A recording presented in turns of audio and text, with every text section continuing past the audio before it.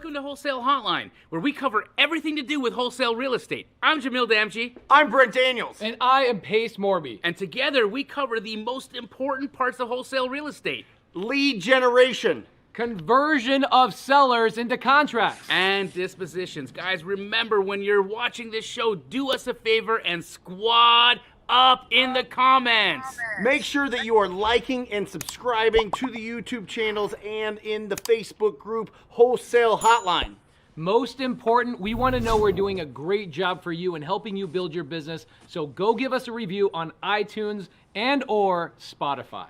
So squad up and enjoy the show.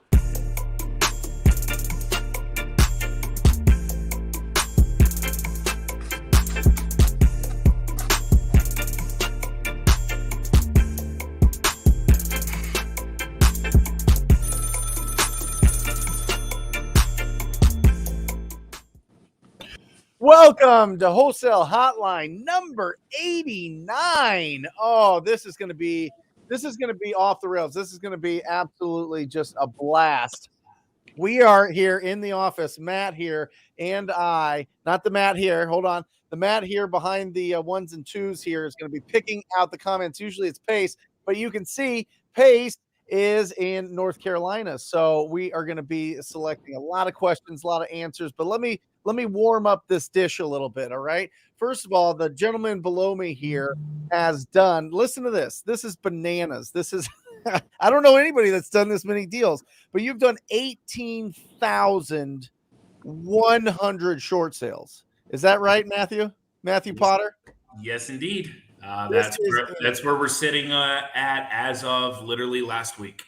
This is incredible. And so what we want to do here is we really want to blend these two. We really want to know when a wholesaler, when we're out there and we're generating a ton of leads, like what do we do with the people that don't really have enough equity or where a short sale is the right strategy for this property owner at the time. So we're going to dig into that, and we're going to all pepper you with a ton of questions, Matthew, but it's going to be really, guys, 18,000 deals. Like there are companies, there are brokerages, national brokerages that have done less deals than this man right here. So it's going to be absolutely just an exciting show. And Pace, hit us up. Where you at, buddy? We miss you. Can you hear me okay? Yep. I'm in Durham, North Carolina. Okay. I was planning on this place totally sucking, and it freaking blew my mind. I love North Carolina. Every freaking part of it is unbelievable how beautiful this place is. I think all of us coming from Arizona, we just get used to not having fall. Yep. And we forget what like trees with different colors look like. But I feel like I'm in some sort of like John Cusack movie with like, it's like a rom-com or something like that. I feel like I'm in some festive love movie. It's amazing. Yeah. But we are having a big meetup here tomorrow in Raleigh with Terry Thayer, Crystal, and Diedrich Polite. We're going to be doing a collaboration on a meetup. Awesome. And we're just having a blast, man. Loving North Carolina, kind of exploring things, meeting some other people on the A&E network that are out here. I can tell you guys, Matthew Potter, who's on the screen right now, is like the most important part to your life if you ever run into somebody that needs a short sell. I have hundreds, not dozens, hundreds of students that love Matthew Potter, and his team. So guys, pay attention to the show. It is a big, big deal. I actually have some of my own curiosities tonight. So I don't know if I'll be picking out any of the questions tonight, but I have curiosities because I know Matthew Potter's done 18,000 transactions, but I bet you there's no short sales available for the last couple of years because everybody just has so much equity. There's no way you've done a short sale anytime recent, right? Yeah, we closed 3 last week. Isn't that crazy, dude? You probably hear this all the time, like short sales are dead.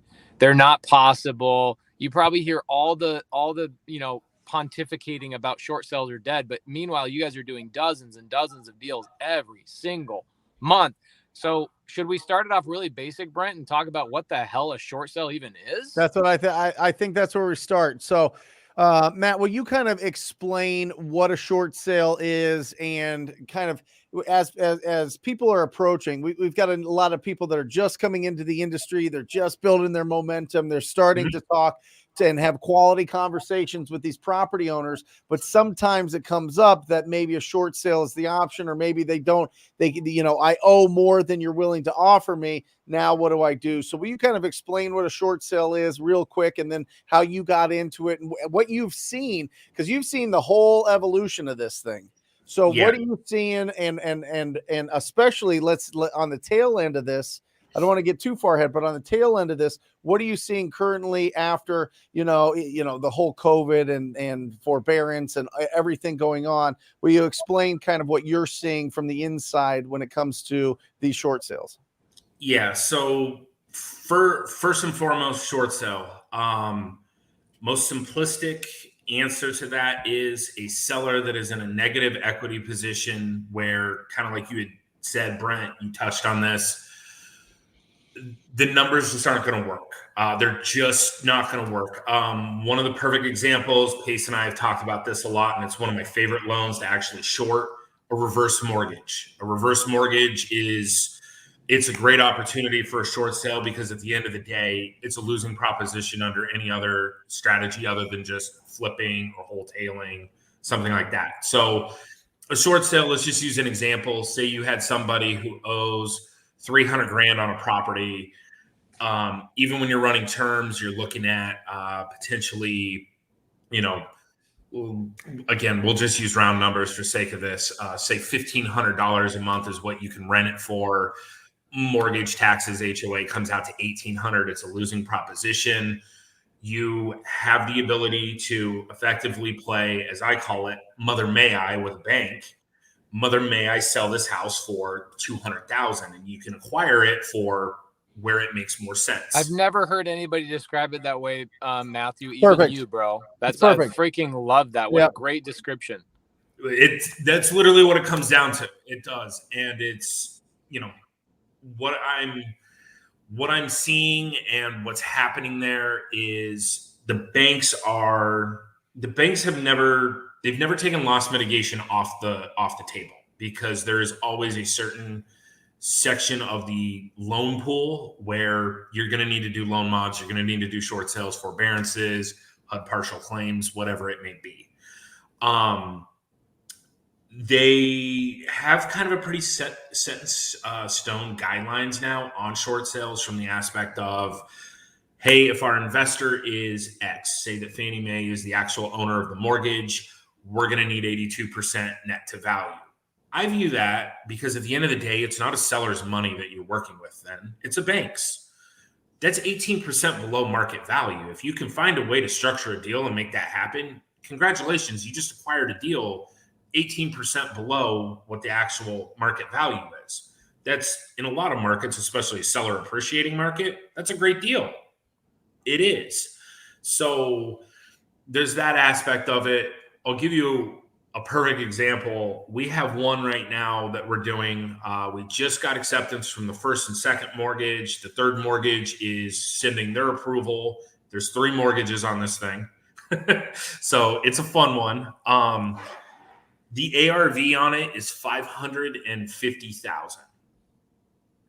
The guy who brought the deal to us is buying it all in. He's not paying the seller's closing fees, because the bank is.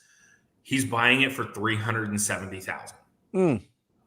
That's a good spread right there. It is, and it needs about 30 grand worth of work. Damn, that's a great deal. Yeah. So those deals are there. They're there. They're there for the taking. It's just knowing how to even preliminarily identify that that's an option, of, hey, this doesn't work on the creative side. Hey, this doesn't work on, a joint venture, whatever it may be. Is there another alternative? I always joke. Dude, it's so critical to point that out. So I tell people to stay away from short sales. Yep. Not short sales. I tell people to stay away from reverse mortgages and go the short sale route. And I also tell people to stay away from short sales and to hire a professional to do them, because you guys take What would you say the average short sale takes? It's not 3 weeks. Sometimes it's not even. Sometimes you probably had deals that go as long as 2 years, 3 years, right? On average, we're cooking right now to the tune about 2 to 4 months to lock up most deals. The longest one that we've ever done, and hand to God, I swear on all my kids, this is how long it took. It took 47 and a half months. Woo! Now, here was the cool thing about that, though, because you guys definitely understand this. The bank never ordered an updated appraisal through that entire 47 and a half months.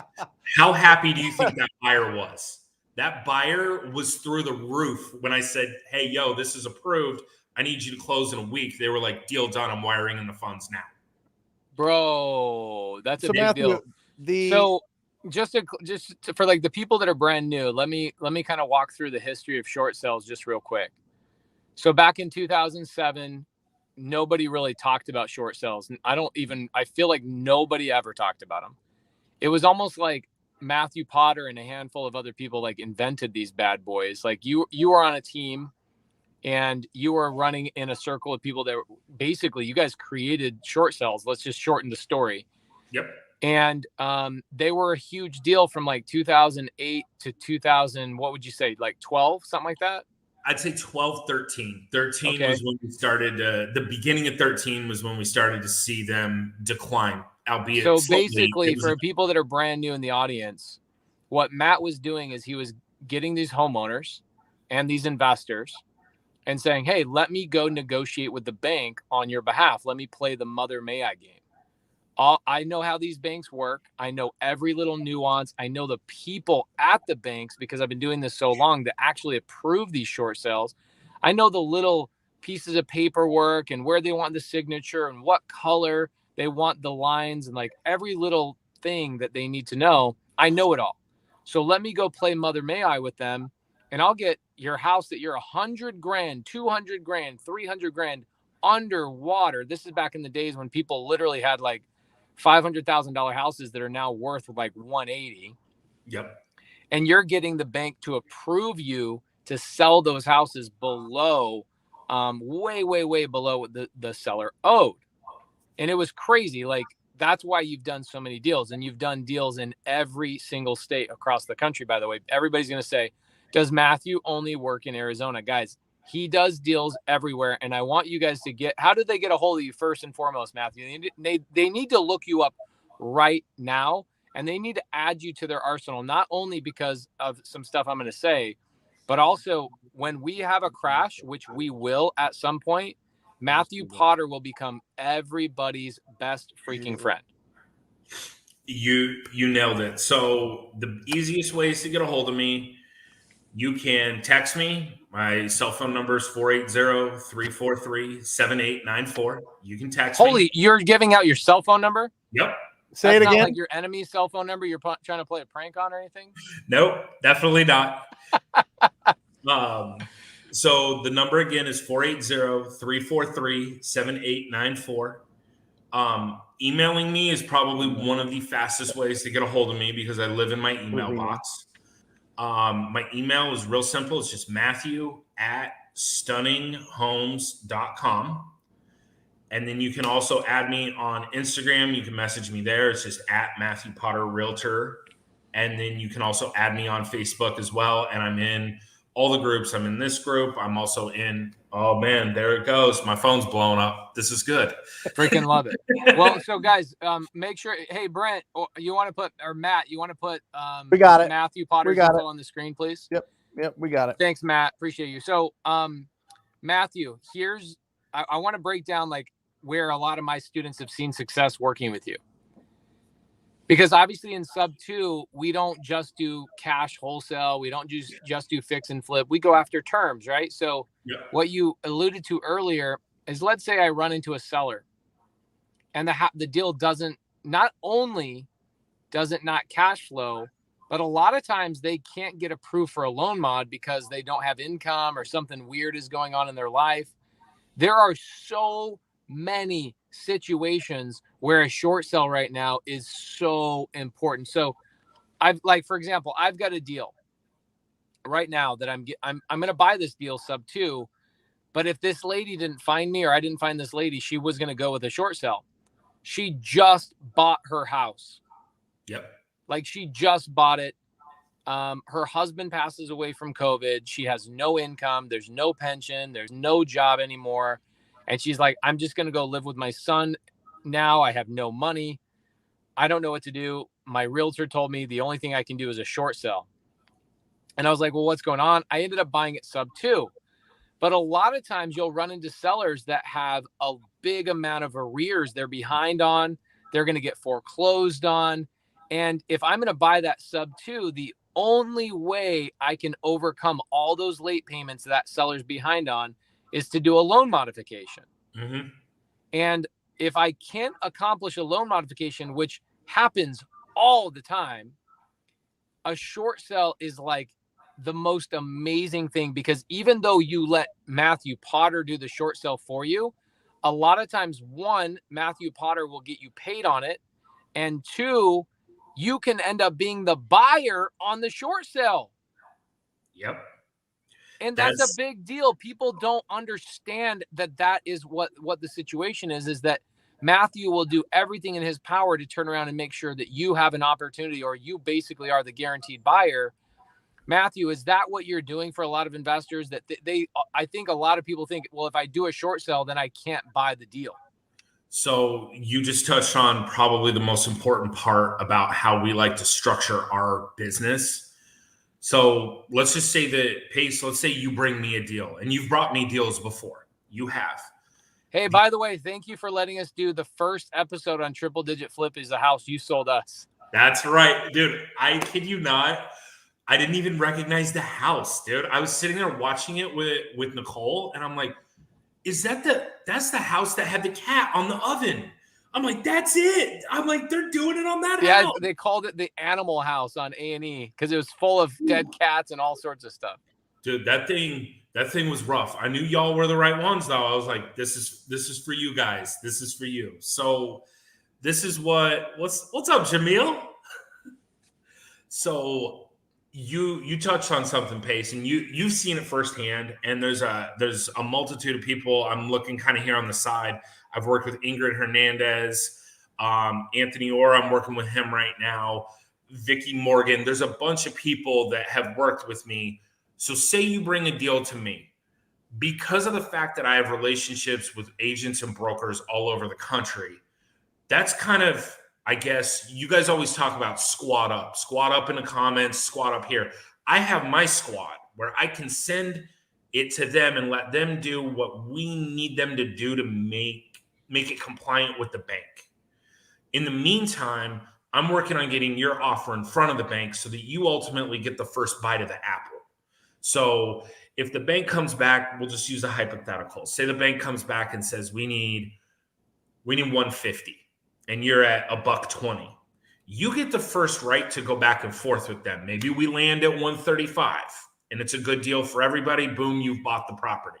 If you decide to wholesale it, flip it, put it into your rental portfolio, whatever your exit. What about, so if I'm in that situation, Matthew, and a lot of people in the comments are here to learn, right? So maybe their first deal, maybe it's their first, their first 10 deals, and they don't have the ability to fix and flip. Because anytime we buy a short sale, we're going to end up fixing and flipping it, right? Because I don't get the terms attached to it. Those terms are gone. I have to buy it cash. Can I wholesale a short sale? Could you bring it to me and could I assign it, or is that tricky? It's tricky. There's depending on. Can I double close it? Yes, unless it comes with what's known as deed restrictions. Okay. Do most of them come with deed restrictions? Yes. Because we need everybody's getting excited in the comments here. We need to really rein this in and get realistic about what restrictions are done afterwards. Go ahead, Jamil. Welcome, buddy. Thank you, guys. I apologize for being late. Matthew Potter, first and foremost, I just got off the phone with A&E. Okay. And they wanted me to personally thank you for bringing us that amazing opportunity that you brought us on our Animal House. You're welcome. It was an incredible deal.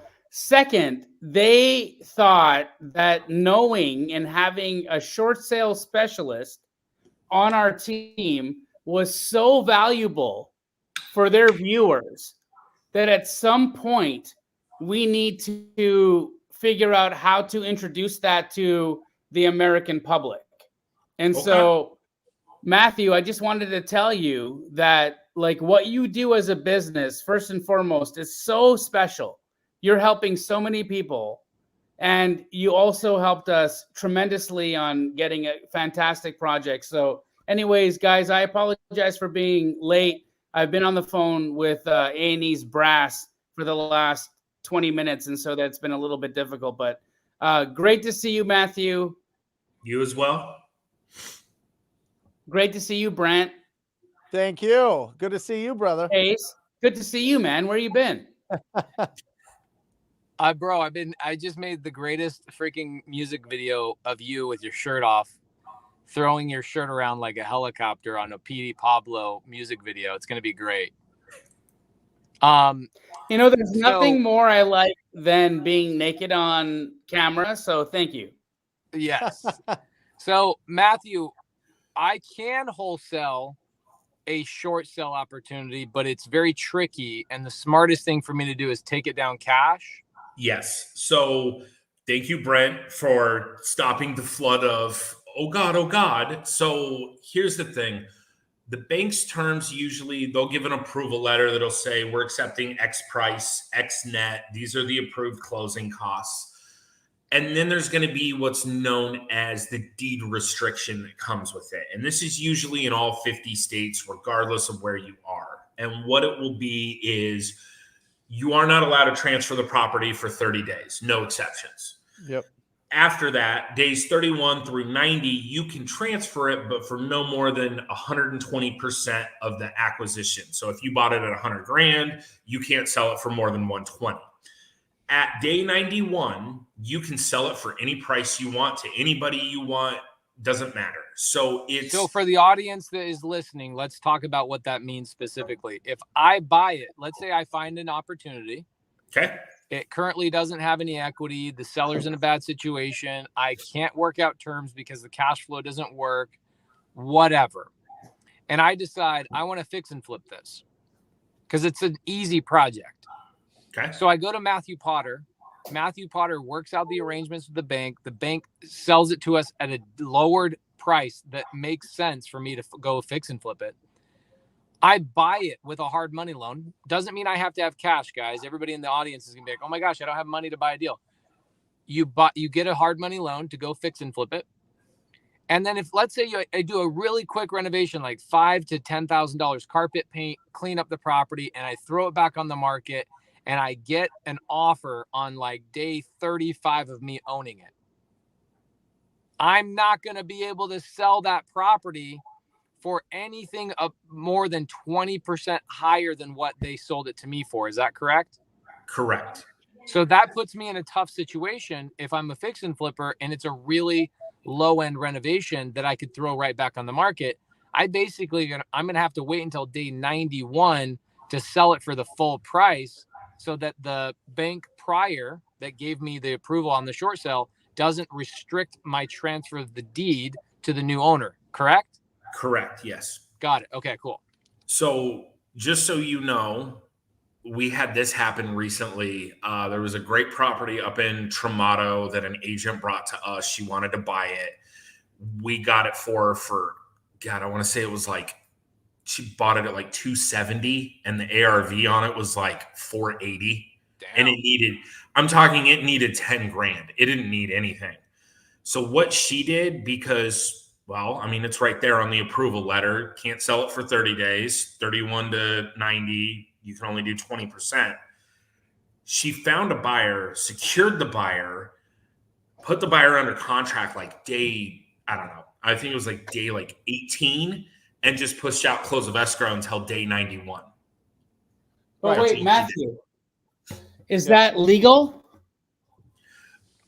My understanding, of course, I'm not a lawyer. I would highly suggest you talk to one. My understanding is yes, because She didn't close. She closed in accordance with the approval terms. It was day 91. At day 91, she can sell the property. Think about it this way. If a cash buyer came in on day 91 and there was no HOA and free and clear title, they could literally close on day 91 and they're in accordance with the deed restriction that's there. The title company closed it and insured it, so I have to assume legal looked at that. So Matthew, when you were talking about how the banks have only a certain percentage of the appraised value, the ARV, that they can approve the sale. How is somebody getting a $480,000 property for $270,000? So here's the super cool thing. Unless you're living under a rock, you know that there are still people from 05, 06, 07, and 08 that have huge mortgages that are out there. They're not all gone. Yes, I run into them all the time. I know. May I also just say, Brent, 470 is ARV. 470 isn't as is value. Jamil nailed that. Jamil, he said it needed 10 grand in rehab. So well, here's what's 10 grand in rehab? Matthew's 10 grand, my 10 grand, your 10 grand, or what does that mean? The bank's 10 grand. It's a cleaner property, probably, right? There's probably a lot of comps out there that they could see it that it's worth more than 270. How do you get 270 approved on a 450? 480. I'm sorry, 480. So here's the great thing. When it's old paper and they know that it's dirty paper, in my world, there's dirty paper. This is where I want to get to. Yes. Let's just call it what it is. It's trash. It's a failed MBS. It's not something that the bank wants on its books. All of a sudden, there's a little play in that percentage of what they're willing to take. And here's the other thing that I found that's a super cool thing. And this is for everybody to look at when you're looking at potential properties that would be a good short sale fit. If somebody's gone through a Chapter 7 or a Chapter 13 bankruptcy, and all of a sudden they say, well, it was included in the bankruptcy, in my world, those are gold. Because the bank, they've already written this whole thing off. They don't care. Like, they literally do not care. Does that mean they're going to sell it to you for 5 cents on the dollar? No. But does that mean that they're going to look at it and say, all right, it's worth this. We've already taken a loss. This is already on our books. It's already hit. All right, fine. We'll go ahead and take your 65% and call it a day and be done with it and move it, which is exactly what the case is with that Tramato property. I love it. How do people find that out as they're, you know what I mean? Is there a window of time, like from 05 to 08 or something, that if the loan was originated there, that you've got a decent shot? Like, how does that work? Usually what I look for is between 05, 08, maybe even 09, because that's when we had the artificial, let's pump it up with the first time home buyer tax credit. That was a superb idea. About 05 through 09 is when you're really going to see those mortgages. The other thing is just looking at it across the board. When you're talking to a client and say you start kind of digging in, you've asked your pain questions, you're really to get to the bottom of how you can help them. Ask them if they file bankruptcy once you have a rapport. It's not an offensive question. I know some people feel that it is.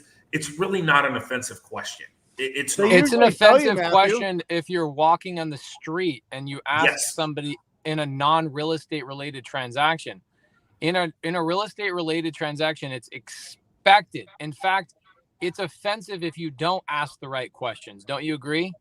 Correct. Because if you don't ask the right questions, you can't get the job done. You can't find the right solution for them. It's that simple. You can't. Yep. And the moment that I ask, like, oh, hey, are you in a bankruptcy? And Marissa, my transaction manager, many of you have worked with her.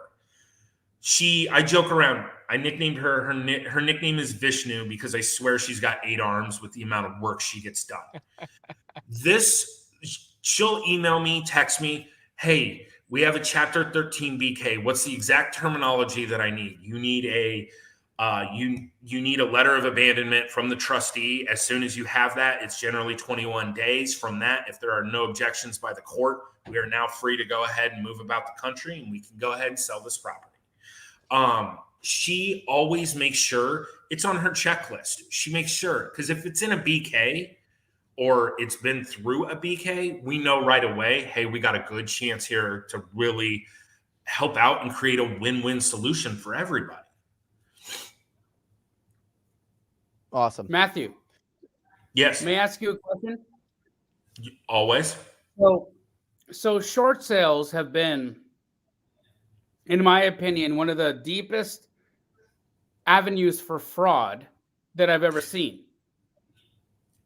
And we want to make sure that everybody who does business the way that we teach it, people that are in our hemisphere understand how to stop themselves from being involved in a transaction that could hurt them, and how to do that.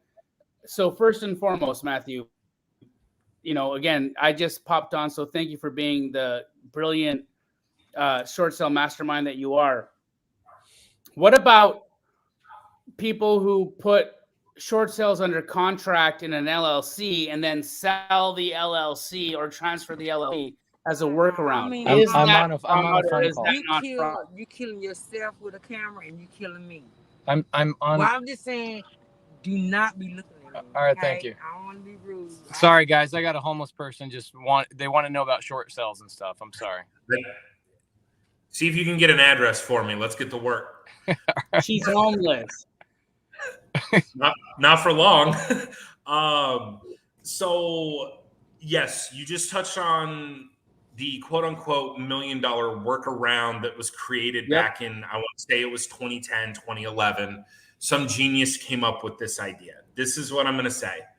And Jamil, you've known me, God, I don't even know how many years. Pace, you've known me about the same amount of time. It's easily a decade at this point. Brent, we've run in the same circles for about the same amount of time. Yep. I take my business very seriously. I take anybody I help. I take their business just as seriously as my own. I will never put someone in a compromising position where it would effectively land them in trouble with any governing agency and or cause them to lose a professional license if they hold one or something of that nature. So with the LLC buyer transfer, when somebody brings that to my table, I say, look, my table's not where we need to eat. You can go ahead and go somewhere else, because I'm not going to do that. And I'll tell you this, back in 2010, when we had just started our short sale company, and I ate ramen for like 6 months and didn't take a paycheck.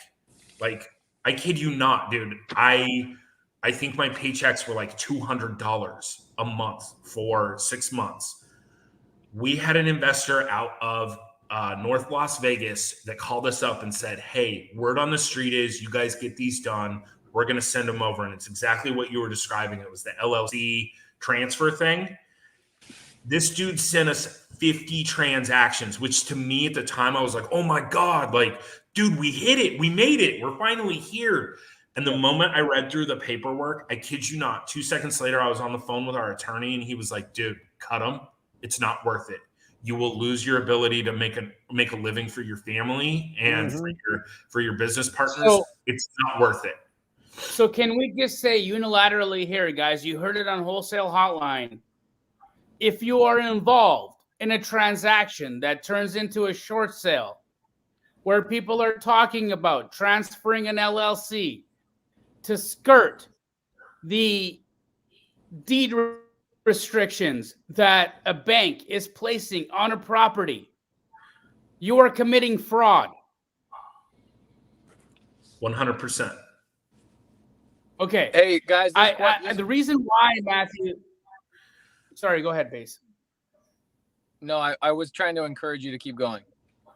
The reason why I bring this up is because we hear it. We hear it a lot. Yeah. We hear it a lot with people. And of course, homeowners are going to try to entice people to do deals with them. And in fact, you might be inclined, if you get a short sale approved at a really great price, to try and figure out a methodology to close on the property that doesn't involve you taking title. And I just want you guys to know, first and foremost, it's a fraudulent transaction. Don't do it. Don't do that. Mm-mm. There's too many other deals. There's too many other deals. Don't get, yeah. I'll give you a perfect synopsis. A broker that I used to know, I no longer associate with him here in Arizona. He tried to skirt the banks. He did effectively a double close when he wasn't supposed to the tune of $1 million profit. So he shaved $1 million off of the bank's bottom line. He went to prison for 15 years, and he has restitution of $1.5 million to pay. I think we both know the individual. Yes, and it's not worth it. It's never worth it. That's the never. thing. It's not. There's like every day you wake up in this world, you have the opportunity to do deals and do cool shit. Sorry, I cuss. I'm sorry if I offended anybody. Oh, Jamil set the tone. Jamil, put your ago. You know. Like you have the ability to do cool and dope stuff every day. Like, don't jeopardize it over one deal. Don't think that one deal is the end all, because it never is. I learned that not even necessarily the hard way. I just learned it when we started up our short sale company. Dude, we had 6 deals for the first, like, I don't know. I want to say it was like 4 months. I was bored out of my skull, but every day I was hitting the phones, getting brokers and homeowners to come in. Like, dude, just let me put money into your pocket by doing what I do best. And then a year later, guess what? Dude, I didn't care about Mr. North Las Vegas 50 deals. It didn't matter anymore. And it won't. And that's just the reality of the situation. I always think, well, I care about this in 5 years. You know Bingo. what I mean? Will this affect me 5 years down the road? Well, this conversation that I had with somebody, this relationship that you have with people, all these things, is going to matter in 5 years. I always think in that terms. I don't know why. Maybe I'm just got a crazy brain. But in this business, if you think that way, it keeps you out of, trying to get short-term profits where you feel like maybe you're just in a weird gray area, or maybe this is something that nobody else knows about. That doesn't happen, guys. It just doesn't happen. It's very simple. Find deals, find discounted properties, and sell them. Couple questions, Matthew. Got it. Let's go. Munif, one of my students, he's going to be in the Closers Olympics, guys. So give him some freaking love, by the way. What up, Munif? Munif and Dan Quijano, a couple of my students made it into the open round section. So very, very exciting. So Matthew, is the only thing I can do, let's say I'm a wholesaler, right? I'm eating top ramen myself. Okay, because there's a lot of wholesalers that are aspiring, right? Wholesale is the easiest way to get into real estate. Wholesaling creative deals, wholesaling cash deals. It's the easiest way to get into real estate. So if I run into a deal that's a short sale opportunity, is fixing and flipping it the only way for me to make money, or can I get paid by your team, or what can I do? So there's several different ways that people have made money with short sales. Fixing and flipping is the easiest. Like, it literally is the easiest. You take it down, you fix it, you flip it, you turn around and sell it. One of the things that I've encouraged a lot of people to do, and this kind of goes back to your guys' original squat up, I guess for lack of better words, mantra, is if you're new, but you found the deal, get with somebody and maybe create an LLC with them, make a partnership, a JV, or even, hey, all right, I'm going to buy it. Pace is going to supply the capital for renovations and carrying costs, and we'll split out the profit. Find someone that can help you get to your finish line. What we always try to do in structure, as you guys know, is we always try to bring it to the, hey, if we're, if you brought it to our table, we want you to be able to acquire it, or an affiliate to be able to acquire it, whatever it may be. If it's maybe you have a buyer that you're good friends with. Hey, okay, I want you to take this down because I don't have the capital to do it. We've even seen that happen. If you are a licensed realtor, we'll pay a referral fee to you. If you are a buyer that maybe has an affiliation with a agent, for example, let's just say, here's a perfect example. Pace, your wife is a realtor. Pace brings a deal to us. We're going to go ahead and close it. What are we going to do when it closes? We're going to go ahead and we're going to pay a referral fee back to Pace's wife. That's now, even if Pace wasn't married to Laura, like that's an option for other people if you have a working business relationship with a realtor that maybe lists your flips or your wholesales or whatever it may be. There's 1,000 different ways to make money doing this. It's just doing it properly so that you don't get jammed up. Matthew, may I ask you the next following questions? Sorry, Brent, Yes. did I pass you over? No. I'm interject? just looking at the comments here. You're good. Okay. Go, brother. So Matthew, Yes. how does one legally refer a deal over to a short sale specialist like yourself and get a referral fee if they're not licensed? So that's the tricky part. The tricky part is, and this is one of the things that Island 22. I'm sorry, what? Sorry, go ahead. Oh, okay. I was like, Sorry. wait, what? All I heard was a 22, and I'm like, is there like a new regulation I'm not aware of? So usually what we would like to see to make it easy is if you have a partnership with a realtor, that would be where we would want to send that So money. partner with a realtor is first and foremost the way to get paid. Yes. The other thing that we found and we tinkered with, which come to find out is something that we can do, and we're working on expanding it through our network of agents, is say that you were buying one of our short sales. You brought a deal to us, you were buying one. We all know at the end of the day that there's closing costs associated with taking a property down. Now, one of the nice things is on a short sale is the bank's paying all of the seller's side. So in a traditional wholesale, usually buyer is paying all of the closing costs. You're not in this case.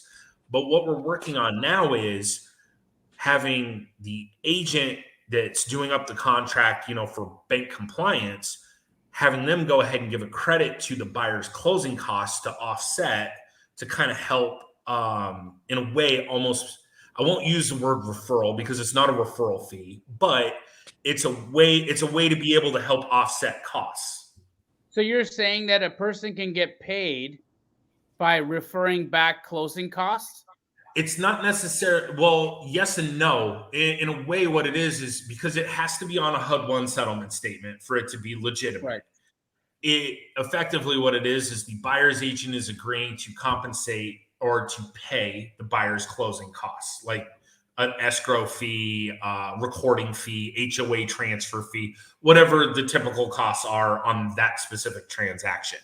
And so far, we've just kind of tested this. That turns into a credit. Correct. That turns into a net credit for the seller.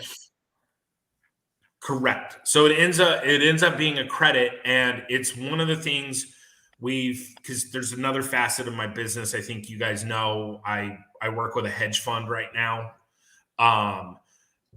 We have an agreement with them that's kind of similar to that, and it works extremely well as long as all parties are aware and have agreed to it. It works extremely well for everybody.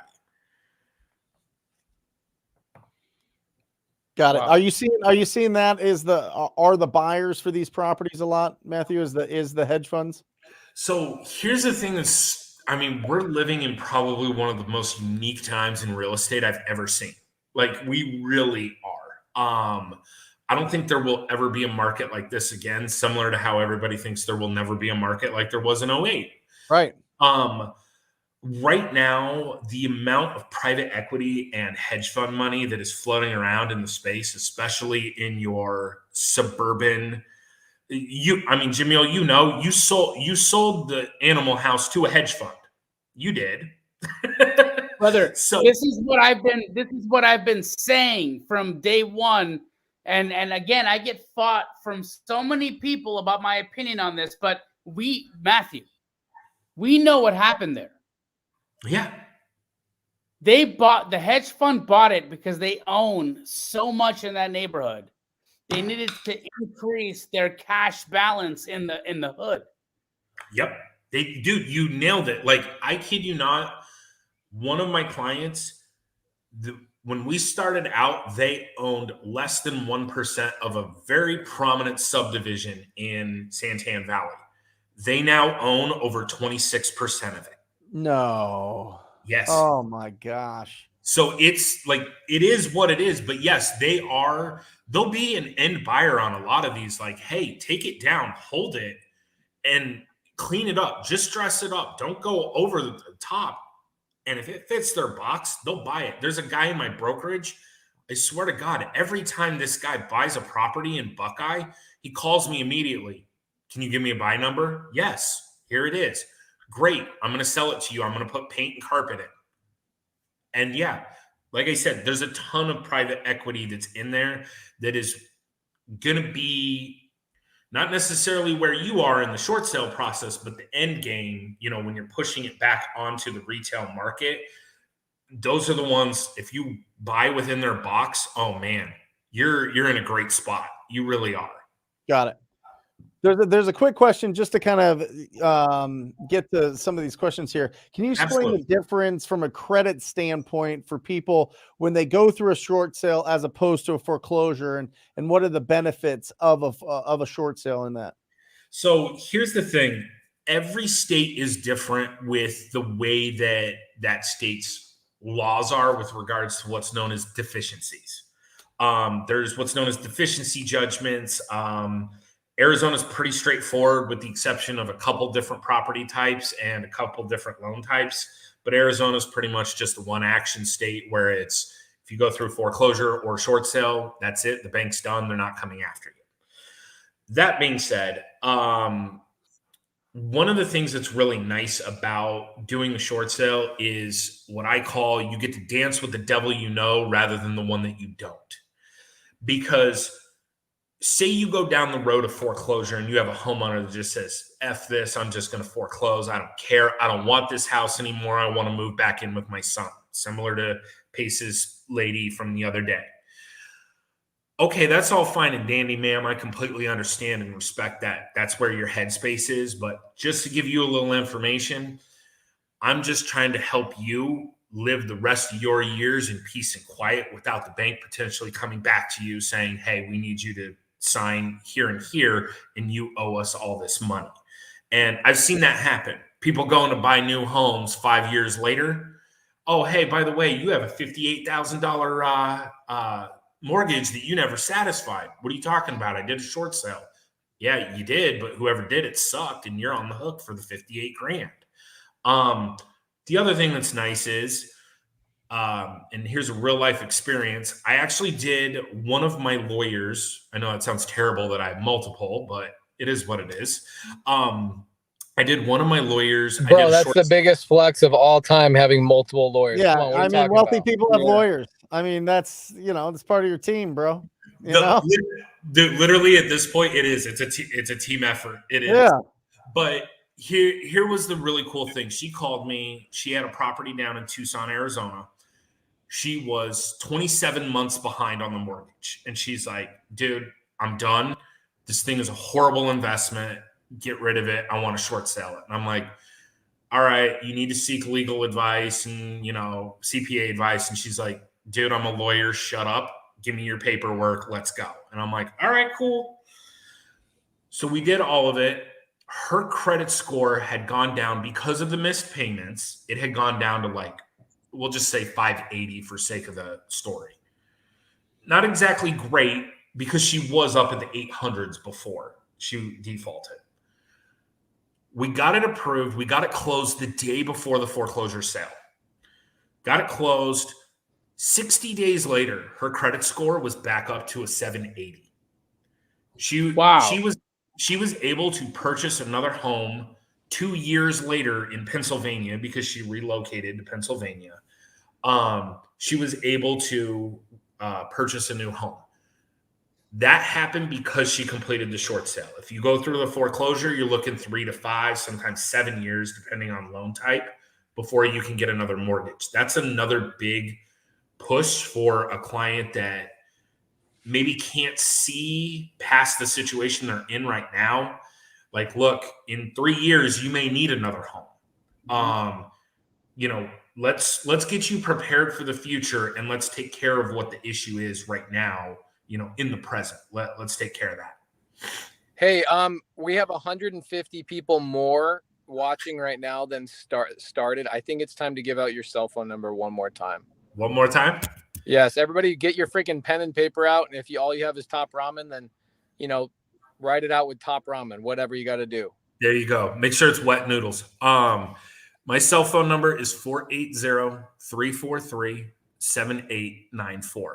Text is always the easiest way to get everybody text him right now and text him the word ramen. Everybody text the word ramen to him. That's it. That's it. Ramen. Everybody text ramen right now to this guy.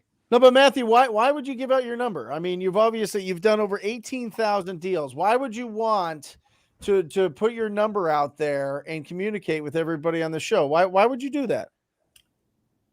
Because there's no reason not to. I want to help other people do epic shit. That's what it comes down to. Like, I have always, from the moment that we started our short sale business, all I wanted to do was help other people. I didn't care. Do you want to know what the lowest dollar short sale is that I ever completed? Let me guess. Okay. Let's take a guess. What state? It was here in Arizona. What city? Arizona City. Okay, Arizona that's total City? shit. Oh, 2,500. Okay, we got 2,500 for Brent. I was gonna say 15,000. 15,000. Jamil didn't even want to participate. He was like, "I'm out." It was $1,000. Oh, yeah. $1,000. So just so that you guys know, I put 9 months into that. So did my wife. So did my transaction manager. We put 9 months into that. And do you know what our processing fee was on that? Because $1,001. We ended up making approximately, what was it? We ended up making $30 on that deal. We made $30. Yeah. And then by the time we split it and by the time we paid taxes and all that fun stuff, I literally was able to get a 99-cent drink from McDonald's. But here's the best part about all of this. Number one, I think if anything, that showed me, that showed my wife, that showed our transaction manager, like, dude, we're in this to literally help people. Like, I'm not here to make money. This isn't to make money. It's to help people. Off of that person helping them, though, do you know how much real estate they've referred to us in the last decade to buy or sell? Mm-hmm.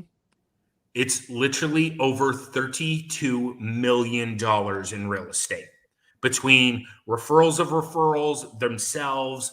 I mean, their parents, parents, like literally everybody. So it's one of those things. If you just help people, if you never look at the paycheck and you just help people, the money will always take care of itself. It will always be there. It will.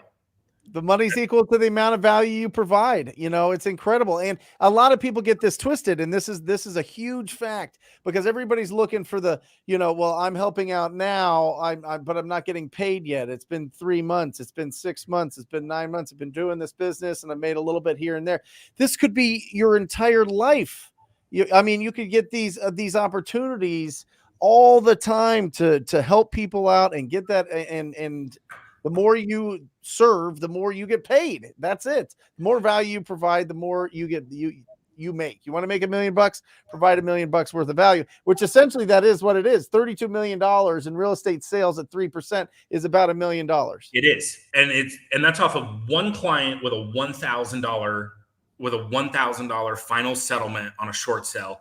And like I said, at the time, she wasn't even my wife. She was just my business partner. Nicole and I literally went to Taco Bell and we got bean burritos. Right. We'll never forget that. We went through the drive-thru. We got bean burritos, and we were just sitting there. And I was like, dude, I can't believe we just closed that deal. And she was my closer. I did a lot of the negotiation. She did the closing because I hated dealing with title and escrow. Like, it just wasn't my thing.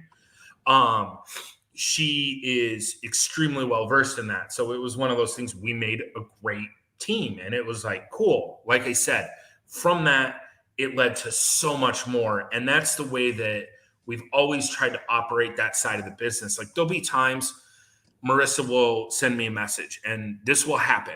And obviously, dude, I'm putting it all out on the table for you guys tonight. Like, I'm putting it all out there for you. Like, there's no secrets that are left after this. Marissa will message me and say, dude, we're $300 short to close, and this forecloses on Tuesday. And you want to know what my absolute response is every single time to her? Do you say, sell all the top ramen, let's pay the $300? Credit it out of the commission and close That's it. That's it. Get it done. I don't care about it. And dude, I've had homeowners that call me that are like, where did you come from? I'm like, dude, I'm not that much different than anybody else. And they're like, no, you don't understand. I tried to short sell my house 4 times before. They wouldn't listen. Nothing would happen. So it's one of those things. That's just what we always try. If you always keep that, that service attitude at the front of your business will always succeed. It will. Yep.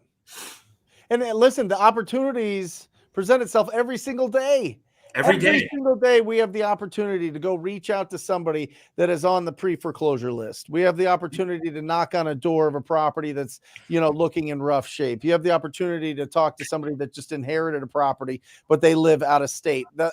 It is endless opportunities to go and provide. And you go there. We talk about it all the time on here. As a servant, you go to serve that person and to put them in whatever strategy is the best for them. It's not necessarily a cash as is offer is the only thing that you can bring to the table there. There are so many other different tools that you can use and ways that you can help people that end up building relationship, and that relationship ends up letting you serve their whole community. I love that you mentioned that. I mean, it's huge. I mean, how many deals, Pace, have you run into where, somebody was supposed to clear out the house before the wholesale closed, and you had to pay for that to get closed? Or they took the appliances, right? And you had to pay for new appliances or give them a credit, or they were supposed to not drain the pool or whatever else. There's a million different things that happen that we eat it. And we eat it to keep this thing going on, because if you have that seller, if you go back to that seller after they've already left, after they've gone through this stressful time, and you're trying to get money out of them after it or try to pressure them, I am telling you, you will never get a referral from those people. You will. Well, I really like that. So I have this guy named Rob here local, and I'm calling him out because nobody even knows who the hell he is, because he's not in business any longer.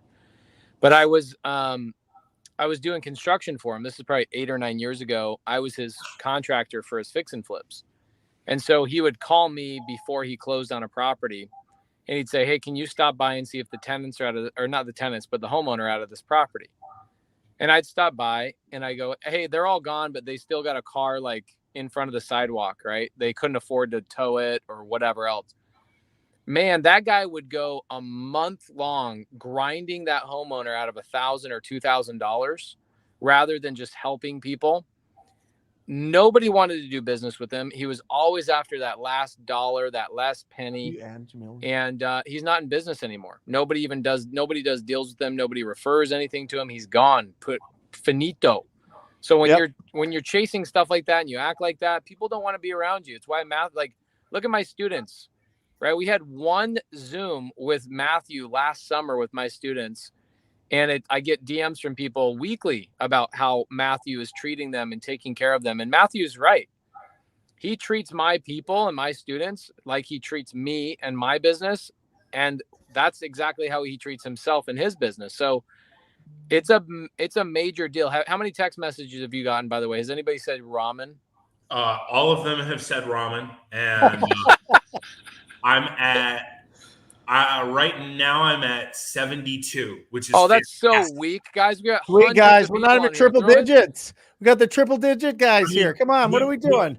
But to be fair, hold on. I'm over on the double monitors now. Hold on. my email box has 22, and out of those 22, I'd say probably 15 of them are regarding short sales. Okay, guys, don't be a lazy ass. What's our viewer count right now? We're over 300. Yep. Okay, so here's what I want to point out to you guys. The other 250 people that have not texted Matthew in 6 months, in a year, in 36 months. The things are going to change for you. Either A, you're going to get a deal that you need help on, or B, the market is going to turn upside down and you're going to go, oh my gosh, I need to run back to Wholesale Hotline's episode. Take his phone number, type in Ramen Matthew Potter, and put that shit in your phone. Even if you don't text him, you need to save his number. There's a bunch of people professing to be like, oh, I'm the short sell this, I'm a short sell that. Guys, nobody's done 1/10 the amount of deals as this guy.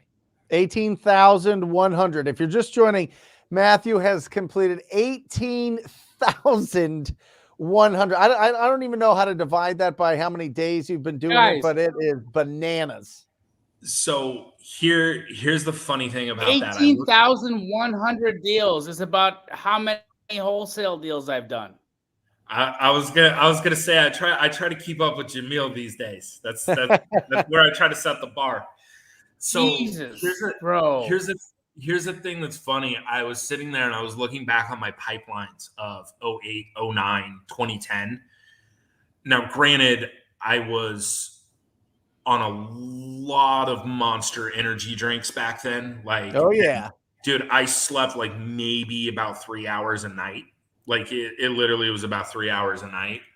I worked about 20 hours a day. My pipeline at any given moment was anywhere between 700 to about 1,200 short sales that I was working on. And the crazy thing was, it's cool. All right, I got 10 approved and I pushed them over to Nicole. But as soon as I did that, here comes Marissa. And she just drops 20 more right into my file folder. And she's like, get to work. And I'm like, dude. And one of the things, because I've had people, I know, Pace, you run into this. Brent, you run into this. I've had people that have come to me and they're like, dude, you're full of shit. You haven't done that many deals. And I'm like, look, I don't have anything left to prove to anyone. Like, I know what I've done. I don't care. Like, if you want to think 2 + 2 = purple, I'm not here to argue with you about it. Here's the thing that's crazy about it, because you got to think about it. You have to have a system in place to do that. Like, you have to have a system in place to do what you do, Pace, and what you do, Brent, and same thing with Jamil. You have to have the system. Our system, our front-facing system, like us, like me, Marissa, and Nicole. Dude, most basic thing you've ever seen. You honestly would laugh at our CRM. Our CRM was actually created for lawyers to be able to log hours. That's how simplistic it truly is. The whole key to the whole thing was actually, and this goes back to what we were talking about at the beginning, relationships with the people at the bank. Yep. Because if I have a good relationship with, say, Sarah at Wells Fargo, instead of calling in and being like, hey, can you give me a status update on these 3 deals? What do we need to do it? I can email her over a spreadsheet and say, hey, here's 150. Let's make everybody look real good this month. Mm-hmm. And all of a sudden, I have a status update on 150 transactions in less than 2 hours. And it's, oh, okay, cool. Boom, boom, boom, boom, boom. Here's your docs on all these. Okay, cool. They're submitted off for approval. And that's how you do it.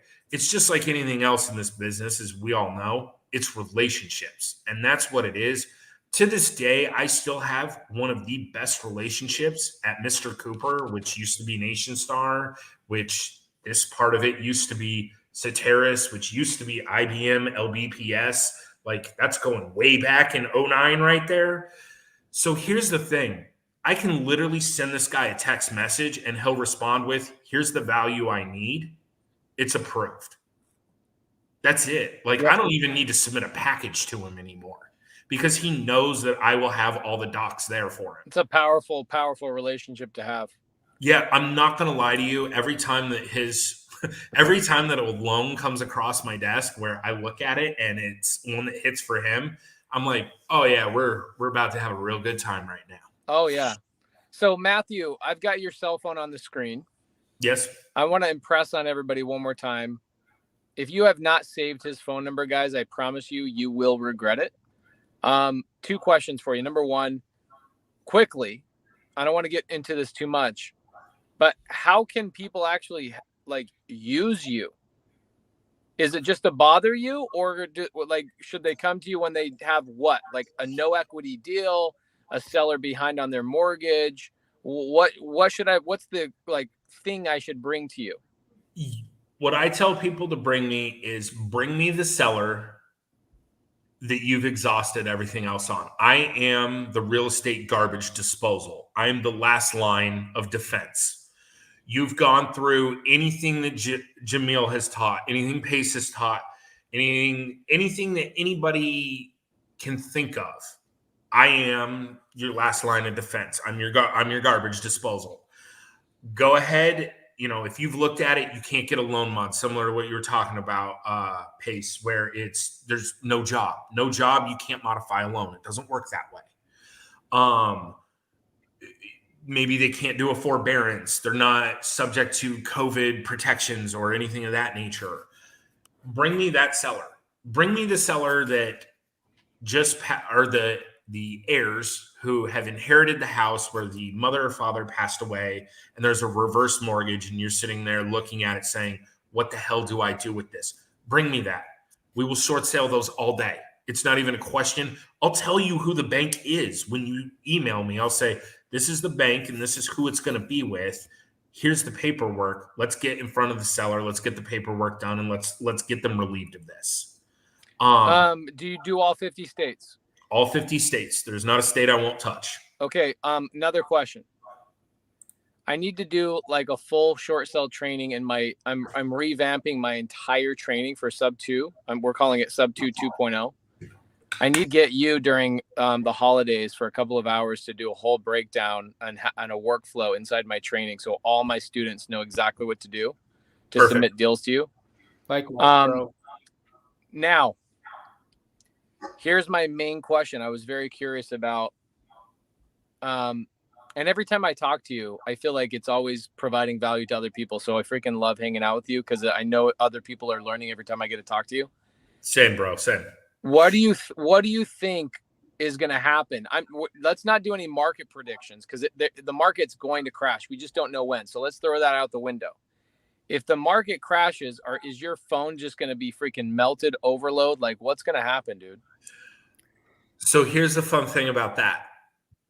I always joke around. I do better in a down market than I do in an up market. And I'm having a lot of fun in the current market. I'm not going to lie, I am. The down market, that's when I thrive. Like I absolutely, like, I know this sounds sick. I enjoy short sales. Like I actually enjoy them. And yeah, dude, my cell phone is probably good. It's probably going to get to the point that I'm just going to forward it over to you, Pace, and just let you handle the calls from there on out. But no, like Matthew. Seriously, it will be one of those things. The cool thing that we have working in our favor is because of our system and our flow, it is extremely fluid and easy to integrate people into it. And we always have those people that they're off doing other things right now, I guess, for lack of better words. But the moment that the market shifts, they know where they're coming. It's here's your computer. It's already preloaded with everything you need. Let's get to work. Yeah. And boom, we're ready to hit the ground running. So Scott Jenkins asked he says something. He goes, I have one for you in Houston, Texas. Holy cow. So everybody that's a sub 2 student, Matthew Potter has done a deep dive in sub 2 last summer for about 3 hours. Go watch that Zoom. He will walk you through every little thing. It's an unbelievable bonus Zoom inside of our sub 2 mentorship. Go watch that, Scott, and then reach out to Matthew. A lot of students, as you guys can see in the comments, a lot of students use Matthew and his team. A lot of people like, who's this guy? Juaniro says has almost 20,000 closings while I'm looking for my first deal. Congratulations, Matthew. So, Matthew, Thank you. next question. What do you say to the people who've never done a deal before? Was there a moment in your career you had not done a deal? You felt like real estate was maybe not something that was even possible for you at some point? To close my first deal, it took almost 6.5 months. And that was with deals, I guess for lack of better words, pretty much being dropped into my lap.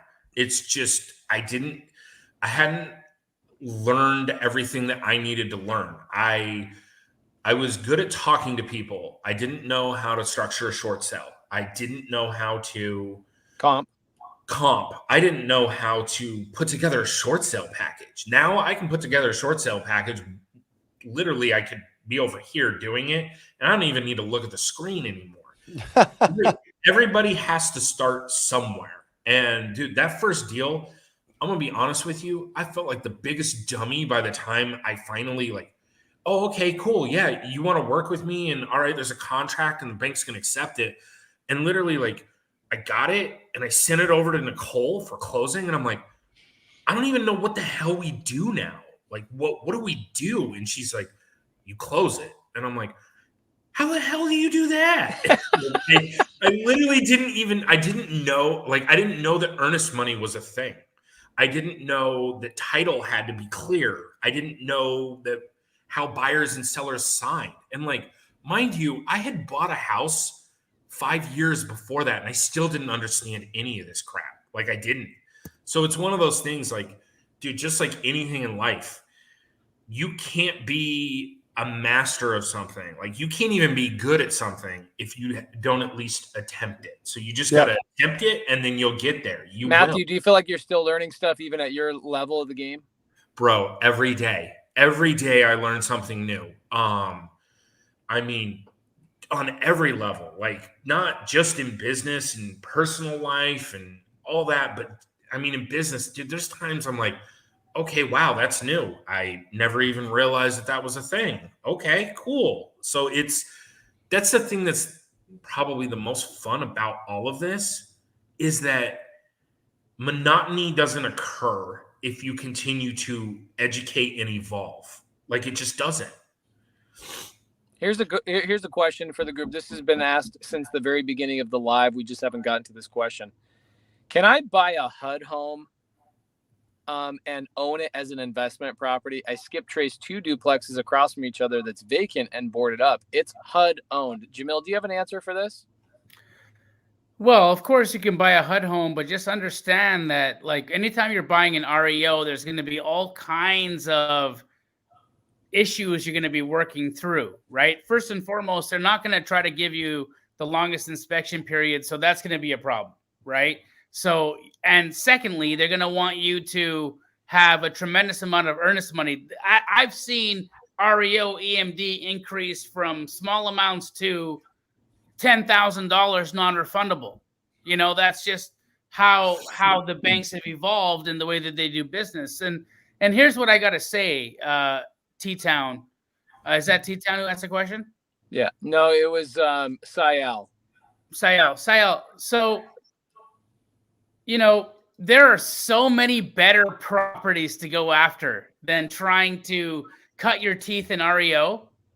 You can go after, pre-foreclosures. You can go at pre-foreclosure, not foreclosure, pre-foreclosure. You can go after code violations. You can go after so many different situations to solve a seller's problem than having to walk into one of the most complicated deal structures that exists, which is trying to wholesale an REO. I've wholesaled plenty of REOs, and I can tell you that it is the most complicated set of deal structures you'll ever deal with, especially if you want to wholesale it, where you're using the buyer's funds to close your deal. Is it possible? Absolutely. Is it a complete nightmare? Absolutely. Well, typically HUD puts them online for auction.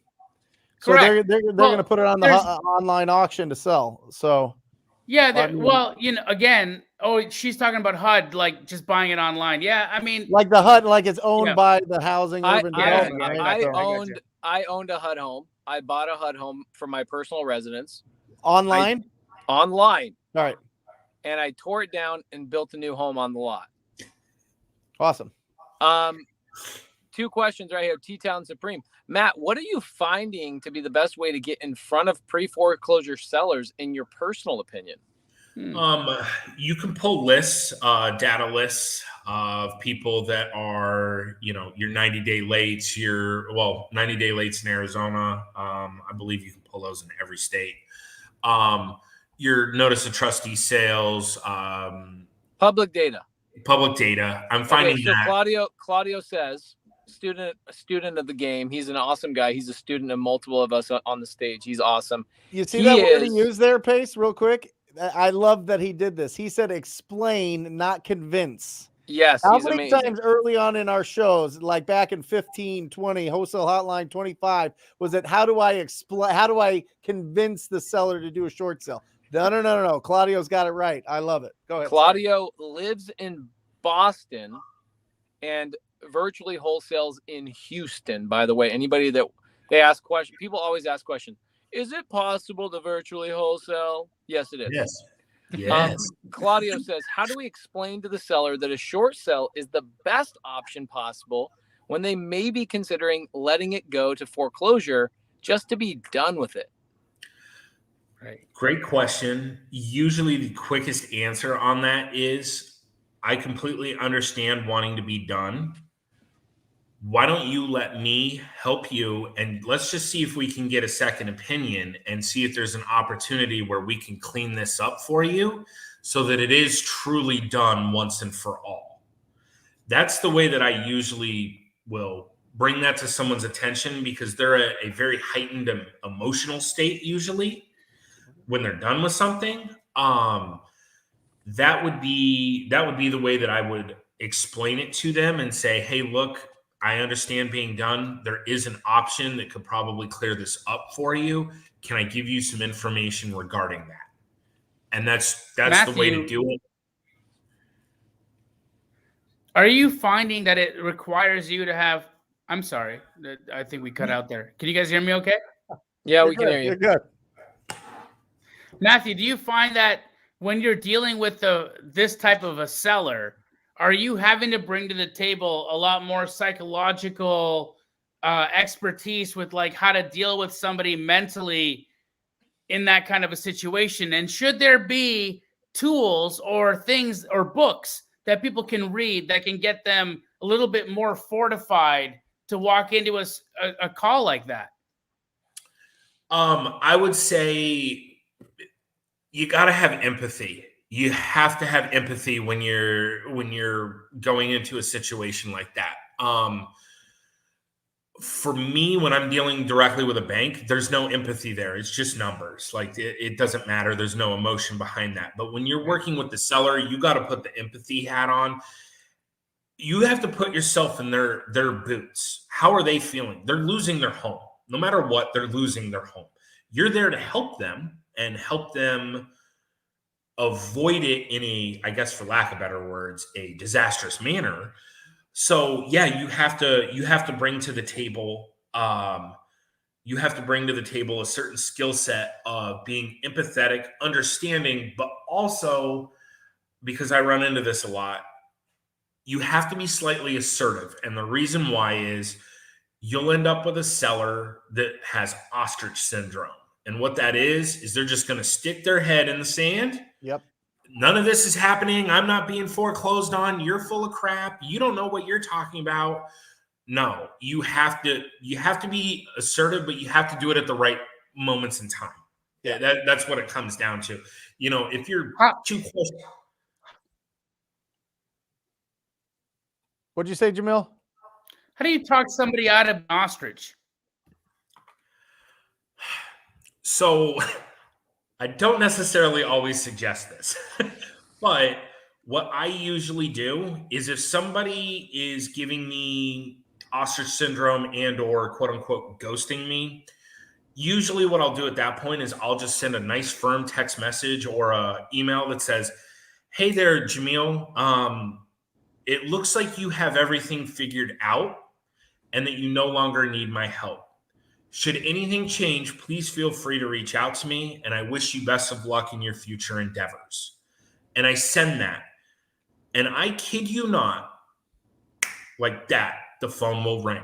I did that on New Year's Day 2 years ago So to you break a up. guy. What's up? You break up with them.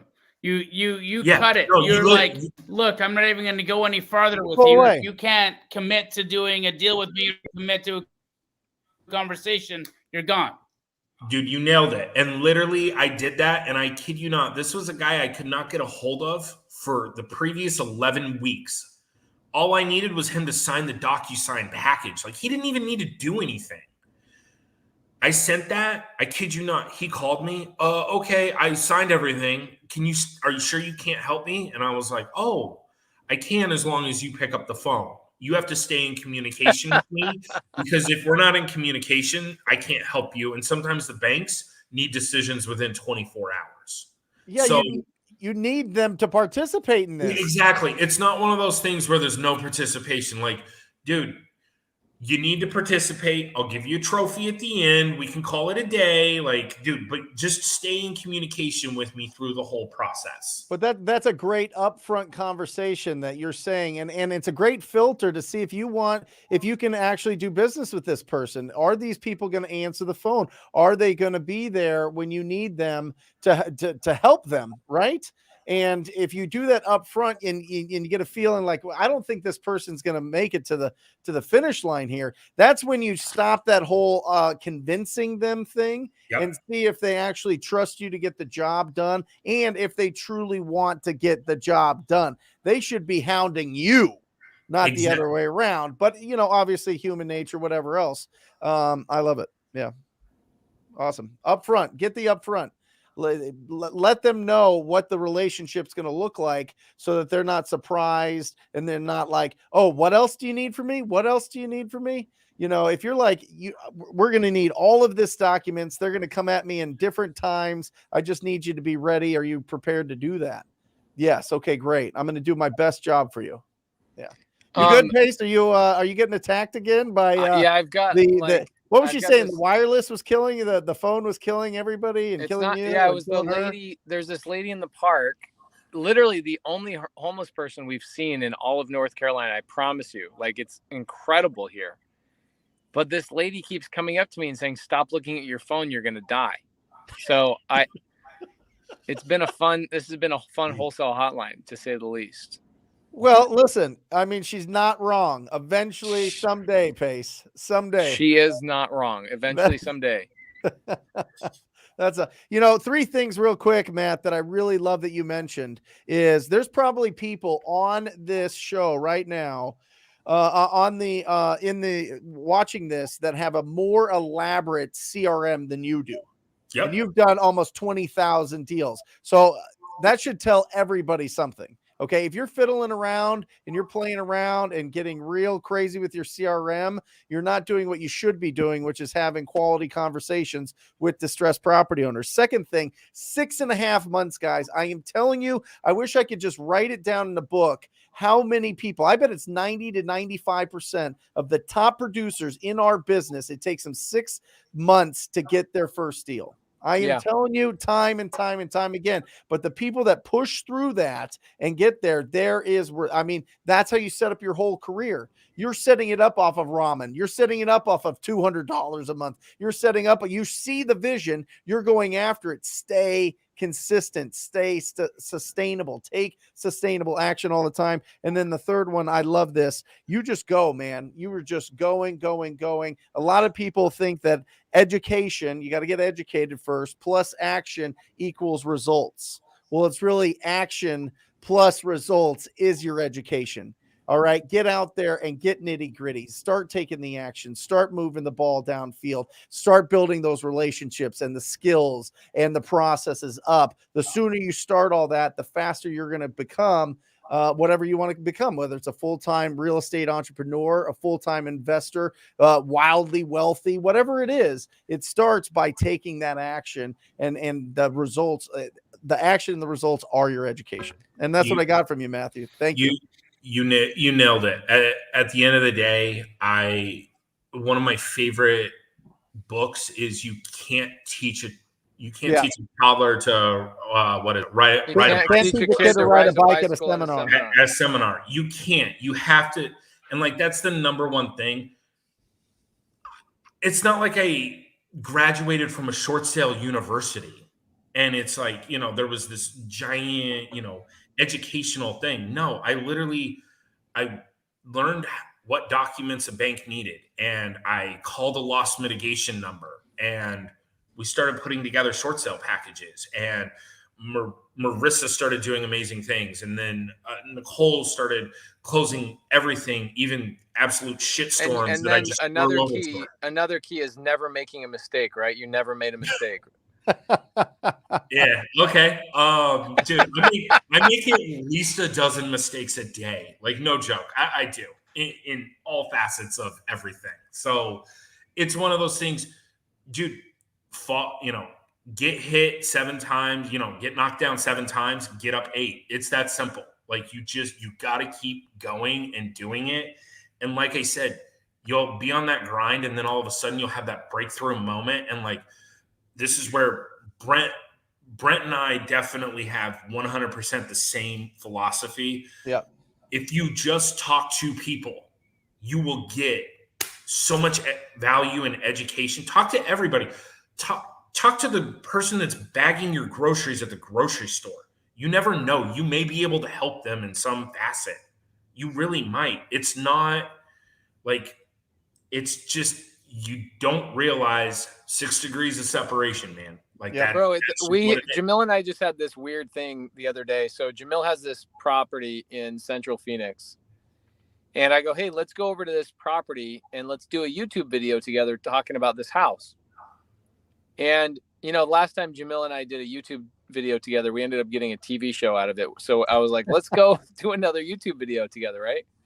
So we go over to the house. There's no power. And my camera guys are like, what are we going to do? There's no power here. We need power for the blah, blah, blah. And I go, let me just knock on the door. Like, I didn't even say I'm going to go knock on the door. I just disappeared and started knocking on the neighbor's door. And next thing you know, the lady is the head project manager for Open Door, managing 700 renovations. Open Door. At Open Door. And she tells Jamil, she's like, hey, I can help expand your lot 17 feet because of this, this, and this, and blah, blah, blah, blah, blah. Guys, literally talk to everybody. Right there. And by the way, our biggest competitor gave me 17 feet on our property. Yes. And she was so sweet, so nice. She let us plug into her house. It was great. Also, TTP originally meant talk to Potter. That's it. Bro, I'm dead. I certainly assure you that is not what it stood for. It's right. It's also Matthew. I want to say one thing before we go, guys. Keep going. No, you got. I do. I have one last thing, and I'll shut up.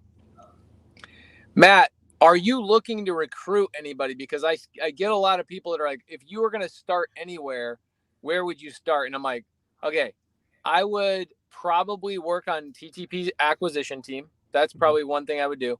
I would work on Jamil's acquisition or disposition team, or I would go learn what the hell Matthew Potter does. Like, are you recruiting? Or do you need people? At the moment, no. But as we all know, that's going to be subject to change.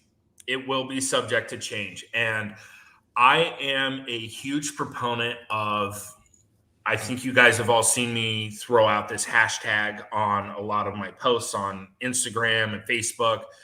I'm a huge proponent of hustle never sleeps. I can vibe with someone immediately and I know whether or not they got what it's going to take to fit our business model and where it's going to go. So when the time comes, I'm coming right in here and it's going to be, this is what's wanted.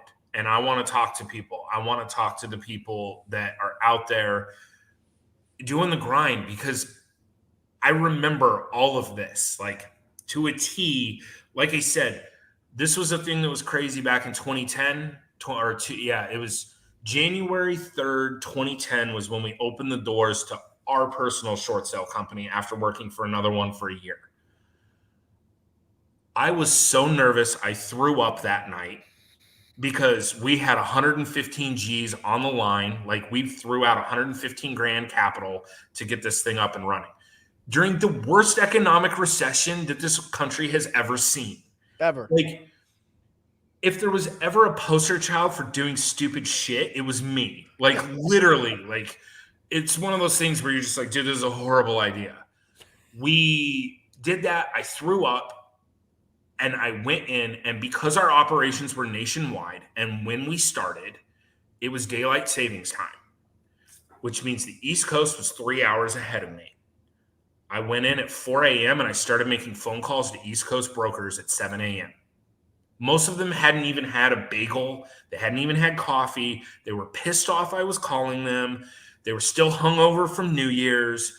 And I was just like, dude, like, let's go. I want to make you money this year. Like, I want to make sure that you get paid and you do what you do best while I do what I do best. And these brokers were like, dude, you're an idiot. Don't ever call me again. I got one dude in Virginia who, to this day, still every day, he changes his voicemail and he records a new voicemail every single day. He has the most insane energy I've ever seen. And he said, dude, I'm ready. Let's talk. And off of him, we ended up getting their entire brokerage. And then we ended up doing probably 300, 400 deals with them. Yep. And it's, again, Off of a cold call? Off of a cold call. You That just was picked up- TTPing? You picked up this TTP. thing and made something happen? That's amazing. just That's this. amazing. Come on. All that ramen. Yeah, All but that at the ramen, time baby. you had a flip phone, right? Or an Android? What'd you have? Bro, I had BlackBerry. I had BBM. I had BlackBerry Messenger. Hell yeah. I had the little ball where you That sit was there and dope. do The a Pearl? The The Pearl? ball. Yeah. The BlackBerry Pearl was nasty. I'm I sitting made there so and much I'm money like, with that thing. Yeah. man, trying to send a text on that thing, dude, you wouldn't text on it. You'd just call. You'd be like, dude, You'd this is have to. Yeah. I almost want to remove text from everybody that joins the TTP family. just make get on calls. the phone. Just get on the phone. But You yeah, join dude, TTP, you get a flip phone. There you go. You get a Nokia. No texting. dude, I like that. I like Anyway. that a lot. So What a great show. What a great show, Matthew. I mean, absolutely incredible, guys. His cell phone, his email is all here. Save it in there no matter what. You never know when you're going to need somebody that knows There you what they're go. doing with a short sale. And if you guys are going after, and this comes up a lot, maybe for you guys as well, Pace and Jamil, but reverse mortgages. I mean, this is your strategy. This is your strategy right here, because there's not, I mean, they pulled out everything from those deals. Reach out to Matt and see if you can make something happen. Final thoughts, Pace, Jamil? Matthew Potter's the shit. Yeah. Jamil? Jamil's paused. All right, good.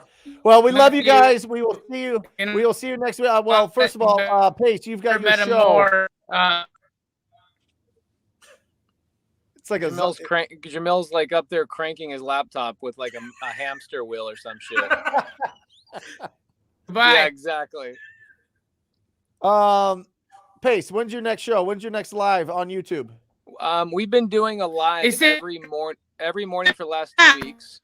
Hold on, let me get him off. Let me get Jamil off here. We got it. Yeah. Go ahead. So we've been doing a live for the last 2.5 weeks.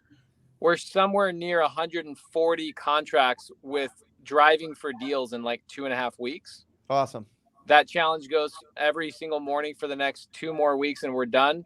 Our original goal was to get 50 contracts in 30 days. We're at like 140 contracts in 15. Awesome. Super pumped, excited, loving it. Get DMs every single day, you know, anywhere between 10 to 15 DMs a day. Just people saying, I got my first contract. We are talking about doing another free challenge in Q1 of next year. And then Matthew, when I get home, you and I are going to link up. We're going to do some good training stuff so we can get a bunch of people trained on submitting stuff to you. I really appreciate you. And Brent, thank you for holding down the fort between my homelessness and Jamil's hamster wheel laptop. Well, listen, guys, 140 deals. It's not rocket science. They're driving around, they're finding ugly properties, and they're talking to the property owner, and they're getting opportunities. That's what it's about. It's incredible. If you had a question here that you wanted and it didn't get answered, join me live 10 a.m. Pacific Standard Time on Wednesday. That show is open. It's going to be absolutely bananas. I'm bringing Ryan Thornton, my acquisition manager extraordinaire. He's going to close about $1.5 million himself this year in pure wholesale deals. He will be joining us on Wednesday. Do not miss that. Thursday, 10 a.m. Pacific Standard Time. We are with Ryan Zolan, the 23-year-old phenom for Millionaire Before 30.